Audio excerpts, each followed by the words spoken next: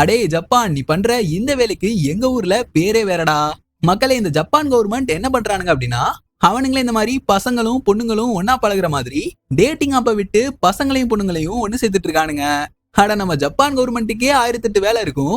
அதுல இதுக்கு இந்த வேலைய மும்பரமா பண்ணிட்டு இருக்கானுங்கன்னு கேட்டீங்கன்னா, அதுக்கு பின்னாடி ஒரு மிகப்பெரிய காரணம் இருக்கு.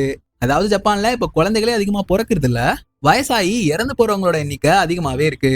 அதுக்கான ரீசனா ஜப்பான் மக்கள் சொல்றது, இந்த குழந்தையெல்லாம் யாருப்பா பெத்துப்பா, அதை வளர்க்கணும், பள்ளிக்கூடத்துல சேர்க்கணும், அப்படி இப்படின்னு ஏகப்பட்ட செலவு. ஈவன் பொண்ணுங்க கூட தன்னோட கெரியரை ஃபோக்கஸ் பண்றதுக்காக குழந்தை பெத்துக்கிறதுக்கு முன் வர மாட்டாங்க. இந்த சுச்சுவேஷன் ஜப்பான்ல மாறணும் அப்படின்றதுக்காக தான் ஜப்பான் கவர்மெண்ட் இந்த மாதிரி ஒரு டேட்டிங் ஆப்பையும் லான்ச் பண்ணி, நம்ம ஊர்ல எல்லாம் இந்த மேரேஜ் புரோக்கர்ஸ் இருப்பாங்கல்ல, அந்த மாதிரி மேரேஜ் புரோக்கர்ஸையும் அரேஞ்ச் பண்ணி விட்டுருக்காங்க. இது மட்டும் இல்லங்க, நீ குழந்தைய பெத்துக்கப்பா, குடும்பத்தை பாரு, வாரத்துல 4 நாள் மட்டும் வேலை செஞ்சா போதும், வெள்ளி சனி ஞாயிறு 3 நாள் லீவ் எடுத்துக்க அப்படின்ற மாதிரி சலுகை எல்லாம் கொடுத்துட்டு இருக்காங்க. இத பத்தி நீங்க என்ன நினைக்கிறீங்க அப்படின்றத மறக்காம கீழே கமெண்ட்ல சொல்லுங்க.